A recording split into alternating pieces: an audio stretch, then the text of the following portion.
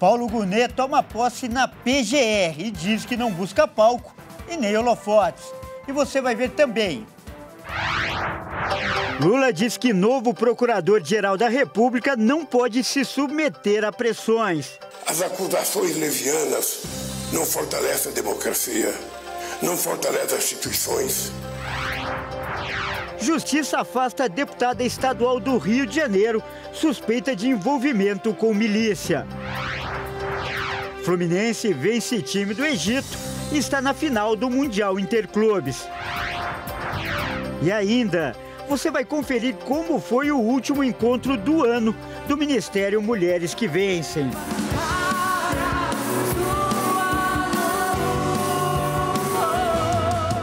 Tudo isso você confere a partir de agora no Jornal das 18h30.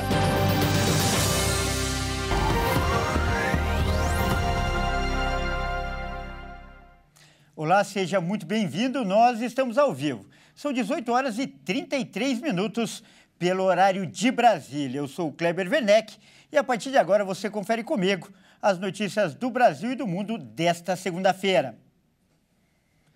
Paulo Gonet tomou posse hoje na Procuradoria-Geral da República. Em seu discurso de posse, ele disse que a PGR não busca palco e nem holofote. O presidente Lula e outras autoridades participaram da cerimônia. O novo chefe do Ministério Público Federal, indicado pelo presidente Lula, tomou posse nesta segunda. A cerimônia contou com a presença do presidente Lula, o vice-presidente do Supremo Tribunal Federal, Edson Fachin, o presidente do Congresso, Rodrigo Pacheco, entre outras autoridades. O novo procurador-geral da República, Paulo Gonet, afirmou ao tomar posse no cargo que o Ministério Público é corresponsável pela preservação da democracia no país. Ele lembrou da importância de preservar os direitos fundamentais individuais e coletivos, dos direitos sociais, das liberdades públicas. A defesa constante dos direitos inerentes à dignidade que peculiariza cada ser humano deve ser o nosso norte intransigente. Respeitar a dignidade é atuar para que todos disponham das condições mínimas para viver e viver em liberdade, de acordo com as conquistas da civilização tecnológica, democrática e republicana. Nos limites de nossa atuação, havemos de estar atentos, de modo especial, aos que sofrem e que não têm quem os acolha, aos que não acham espaço de proteção na política, nem no interesse jornalístico, nem nos cuidados da sociedade civil, a fim de que todos encontrem alívio. Durante a cerimônia, o presidente Lula pediu a Gonet que tenha preocupação em fazer com que a verdade prevaleça acima de quaisquer outros interesses. Trabalhe com aquilo que o povo espera do Ministério Público. As acusações levianas não fortalecem a democracia, não fortalecem as instituições. Muitas vezes se destrói uma pessoa antes de dar a ela a chance de se defender. E quando as pessoas são provadas que são inocentes, sabe, essas pessoas não são reconhecidas publicamente. Garantir a liberdade, garantir a democracia, garantir a verdade, não permitir que nenhuma denúncia seja publicizada antes de saber se é verdade. E a reforma tributária tão esperada deve ser promulgada pelo Congresso até quarta-feira. Hoje, 18 técnicos da Câmara e do Senado estão analisando as modificações que foram feitas, pelas duas casas e preparam um texto único. Nessa articulação, o relator da Câmara aceitou manter o imposto de produtos industrializados para garantir a competitividade da Zona Franca de Manaus, numa demanda do Senado para destravar a votação da proposta. O imposto será mantido para produtos similares aos da Zona Franca fabricados em outros estados até 2073. Segundo os parlamentares, a ideia é que se aprove um texto simples e que, ao mesmo tempo, dê segurança jurídica e que atraia investimentos ao Brasil. Entre outras deliberações, a reforma tributária extingue 5 impostos: PIS, COFINS e IPI federais, ICMS estadual e ISS municipal do sistema tributário brasileiro. E é sempre importante lembrar que foram quase 30 anos de espera pela reforma tributária. E para você que nos assiste, para que você entenda melhor o impacto que esse projeto terá para o país, nós vamos conversar agora com um especialista. Nosso convidado de hoje é o advogado tributarista Diego Diniz Ribeiro. Boa noite, doutor Diego. Seja muito bem-vindo aqui ao Jornal das 18h30. Boa noite, Cleber. Um prazer estar com vocês, com sua audiência. E, doutor Diego, primeiro, qual a avaliação que você faz sobre o texto final da reforma tributária que foi aprovado pela Câmara? Bom, Cleber, como é natural em toda e qualquer reforma legislativa, o texto final nunca é aquele pensado idealmente, nunca é aquele que o legislador pensou de forma ideal. Mas, considerando as possibilidades que nós tínhamos e considerando a necessidade de termos uma reforma tributária para ter um ambiente de negócio melhor no país, nós tivemos a aprovação, me parece, de um bom texto. Não é um texto ideal, mas também é um bom texto que tem dois pilares fundamentais e me parecem muito importantes, né? A simplificação do sistema tributário nacional e a ideia da busca por uma neutralidade tributária. Então, a aprovação desses dois pilares fundamentais da reforma tributária eu considero como muito importante nesse texto final aprovado pelo Congresso Nacional. E agora eu peço que você explique especificamente dois pontos importantes deste projeto. O primeiro é o IVA, né, que será um imposto unificado. E o segundo, como será a cobrança de impostos dos produtos, daqueles chamados produtos nocivos à saúde. Por exemplo, cigarros e bebidas alcoólicas. Bom, como eu disse aqui, um dos pilares da reforma tributária é a ideia de simplificação e neutralidade. Então, a aprovação de um IVA, que vai ser retratado por meio de dois tributos, a CBS, as contribuições sobre bens e serviços, e o IBS, Imposto sobre Bens e Serviços. CBS de competência da União, IBS uma competência partilhada entre estados, Distrito Federal e municípios. A ideia, portanto, é diminuir a quantidade de tributos que nós tínhamos e ter tributos incidentes sobre uma única base, operação com bens e serviços, e sobre o valor agregado dessa base. A ideia com isso é criar, de fato, uma simplificação e nos colocar alinhados com os países da OCDE. Grande parte dos países da OCDE tem lá a figura do IVA, que é o que nós estamos tentando implementar com a reforma tributária. No que diz respeito ao imposto seletivo, é importante destacar que esse é um imposto que não tem por objetivo um caráter fiscal, mas sim um caráter extrafiscal. O que eu quero dizer com isso, Cleber? O objetivo desse imposto, desse tributo, não é arrecadatório. O objetivo é regular determinadas operações que se entendam fomentando ou desestimulando, né? Estimulando ou desestimulando determinadas operações que sejam consideradas benéficas ou maléficas à sociedade. Então, por exemplo, eu tenho uma maior tributação de bebidas açucaradas, porque, em tese, isso traz um maior malefício à saúde pública.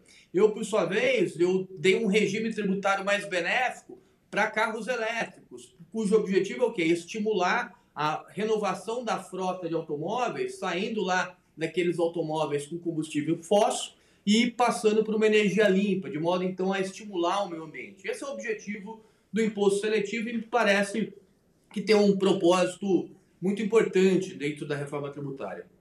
Tá certo. Então, doutor, mais uma vez agradeço muitíssimo a sua participação e essa explicação em especial. Eu creio que muitos pais que acompanham estavam muito interessados em saber. Muito obrigado por essa participação.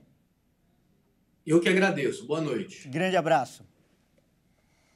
Olha só, eu mudo de assunto agora para falar que no Rio de Janeiro, uma deputada estadual foi afastada do cargo pela Justiça.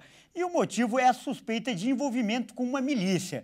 Mas quem traz mais informações, vai explicar melhor essa história, é o repórter Anderson Nascimento. Pois é, a Polícia Federal realizou hoje um mandato de busca e apreensão à deputada estadual Lúcia Helena Pinto de Barros, conhecida como Lucinha, por suspeita de ligações com a milícia. Lucinha vinha sendo investigada pela Polícia Federal, que, junto do Ministério Público do Rio, montou uma operação que revelou o envolvimento da deputada com milicianos ligados a Zinho, chefe da maior milícia do Rio de Janeiro. De acordo com os agentes, Lucinha era chamada de madrinha pelos milicianos de Zinho. A parlamentar foi afastada da Alerj pela Justiça e também proibida de manter contato com agentes públicos, além também dos políticos, e foi proibida de frequentar a Casa Legislativa. Agora, essa investigação segue e a gente aqui acompanha para saber o desfecho dessa história.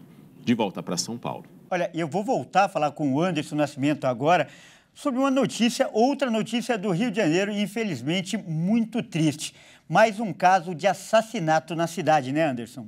É isso mesmo. Um policial federal foi morto pela PM após confusão em quiosque na Barra da Tijuca, na zona oeste do Rio. Segundo testemunhas que estavam no local, o policial federal Francisco Braga de Oliveira, de 38 anos, estava alterado e demonstrando estar armado durante um tumulto. A PM foi chamada pelo segurança do quiosque para conter o agente. Após a chegada da polícia militar, Francisco começou a discutir com os policiais, chegando a agredir um deles. Em seguida, o agente apontou uma arma para um dos PMs e foi baleado e morto no local. A mulher que acompanhava Francisco foi baleada na perna e negou que Francisco tenha ameaçado os PMs. A Polícia Federal lamentou a morte do agente e lembrou que no início deste mês, Francisco havia recebido uma homenagem por salvar a vida de uma criança de 7 anos de idade em um restaurante. Os familiares não quiseram compartilhar informações sobre o sepultamento do policial. Infelizmente, mais uma confusão e a gente perde outro agente. Lamentável isso, não? É com vocês em São Paulo. Mais uma vez, muito obrigado pelas informações, Anderson. E veja a seguir, Fluminense vence time do Egito e está na final do Mundial Interclubes. E ainda, nós vamos mostrar como foi o último encontro do ano do Ministério Mulheres que Vencem. Nós voltamos já.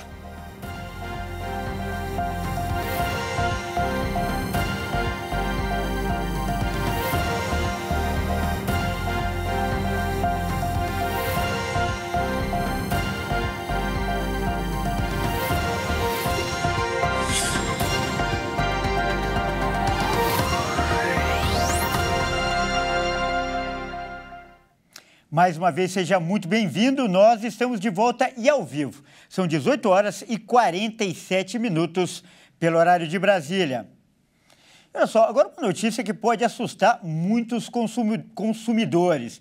Isso porque a geladeira mais barata deve custar pelo menos R$5.000. E a previsão foi feita pelos fabricantes após o governo federal anunciar novas regras para a fabricação de refrigeradores e congeladores. O objetivo da medida é que os aparelhos gastem menos. 2 etapas foram definidas para a transição, uma entre 2024 e 2025 e outra de 2026 a 2027. A ideia da pasta é que os produtos disponíveis nas lojas em 2028 sejam mais eficientes que os atuais, em média 17%, de acordo com os novos parâmetros. Com a mudança na legislação, cerca de 5.700.000 toneladas de gás carbônico deixariam de ser emitidas até 2030. De acordo com o governo, a medida vai gerar obrigações apenas para os fabricantes, importadores e comercializadores dos equipamentos que, de acordo com as datas limites definidas, não poderão mais fabricar ou comercializar equipamentos que não atendam aos índices de eficiência energética. A Associação Nacional dos Fabricantes dos Produtos Eletroeletrônicos disse que as geladeiras mais baratas deverão custar entre 4 e 6 salários mínimos,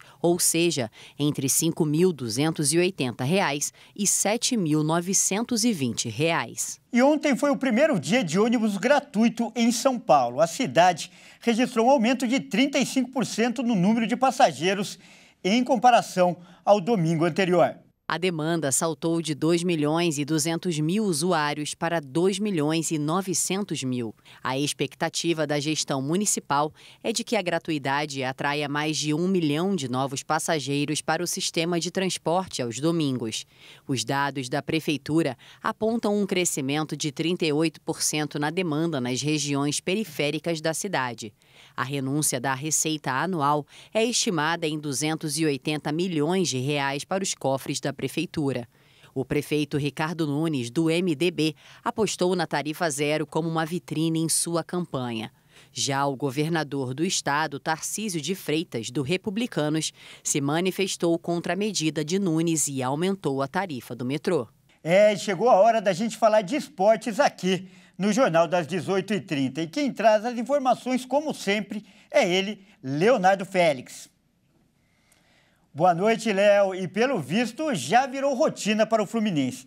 Se tem jogo decisivo, tem gol de John Kennedy. É isso mesmo, Cléber. Boa noite a todos que nos assistem. O moleque de Xerém deixou mais uma vez o nome dele na história do clube. Logo no primeiro jogo disputado pelo tricolor em mundiais de clubes, o John Kennedy confirmou a difícil vitória do Flu em cima do Al Ahly do Egito por 2-0. Quem abriu o placar foi o colombiano John Arias, de pênalti. Com a vitória na partida realizada no estádio Joia do Rei, em Jeddah, na Arábia Saudita, o Fluminense agora aguarda o vencedor do confronto de amanhã entre os ingleses do Manchester City e o Urawa Red Diamonds do Japão. A grande final está marcada para a próxima sexta-feira, às 15h, pelo horário de Brasília, também em Jeddah, novamente lá no estádio Joia do Rei. Todo mundo ligado, não é verdade, Kleber? Isso mesmo, Léo. Mas agora eu quero saber, você acha que o Fluminense tem chances reais de conquistar esse inédito título mundial?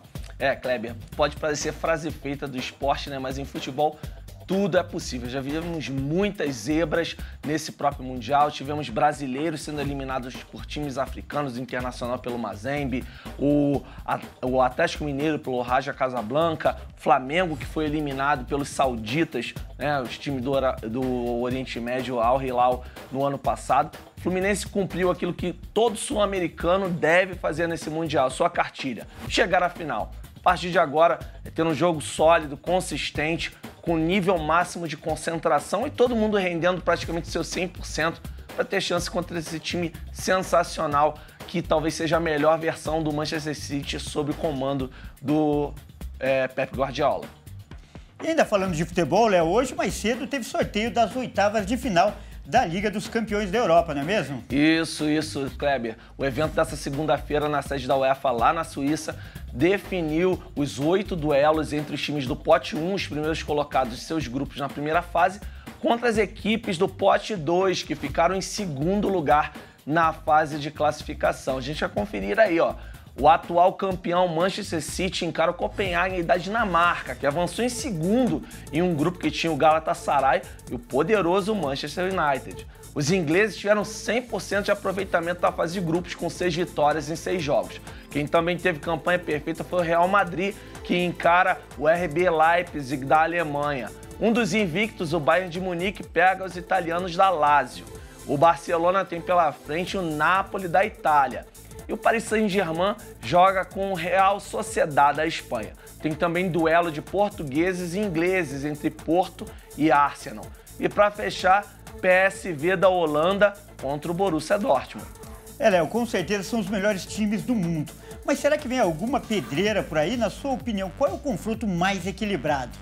Com certeza, Kleber. O duelo mais equilibrado, na minha opinião, é Inter de Milão, que é a atual vice-campeã, né? Perdeu para o Manchester City na última final, e o Atlético de Madrid. E também tem muita igualdade, né, entre o Napoli e o Barcelona, né? O Paris Saint-Germain, que avançou na segunda colocação do grupo dele, conseguiu fugir das maiores pedreiras e vai encarar a Real Sociedad. Mas é bom lembrar que os espanhóis surpreenderam e foram um dos times invictos nessa primeira fase da Champions. É bom ficar ligado. Tá certo, Léo. Mais uma vez, muito obrigado aí pela sua participação. É isso aí, Kleber. Eu volto na quarta-feira com mais informações aqui dos esportes. Grande abraço a todos. Combinado, grande abraço. E olha só que notícia legal. Mulheres de todo o estado de São Paulo participaram no último sábado, né, do último encontro do ano do Ministério Mulheres que Vencem. O dia foi marcado por muito louvor, oração e bênçãos. Vamos conferir.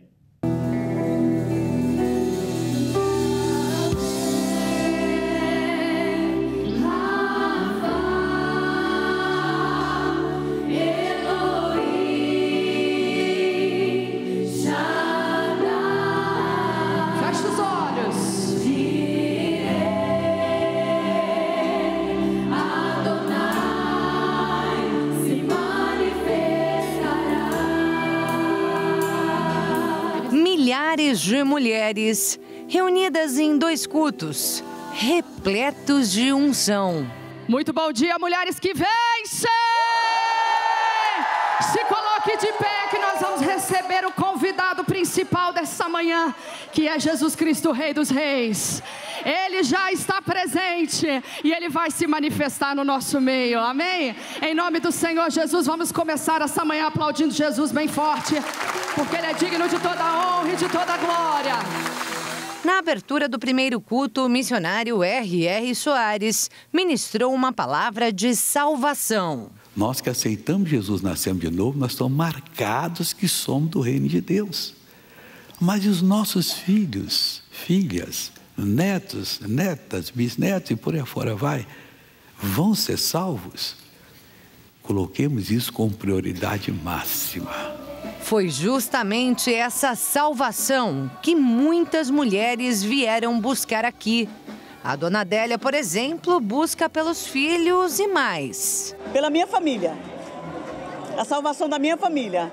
Essa é a maior bênção que a gente espera na face da terra, né? A salvação da família.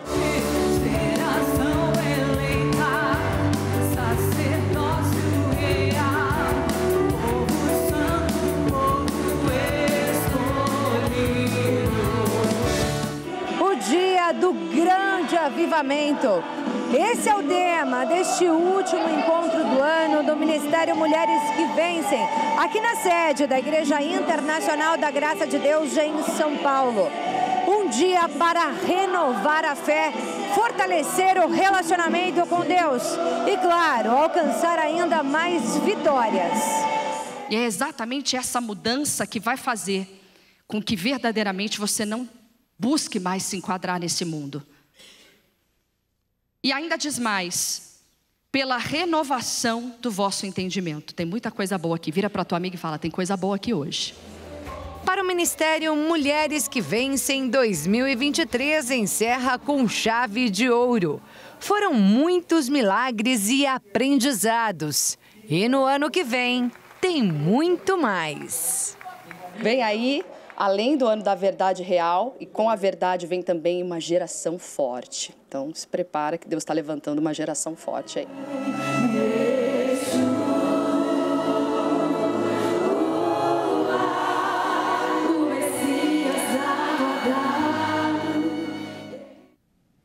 Parabéns para a pastora Thaís e todas as mulheres por essa grande obra que foi realizada em 2023. E como a Maria Clara disse, no ano que vem tem mais, se Deus quiser.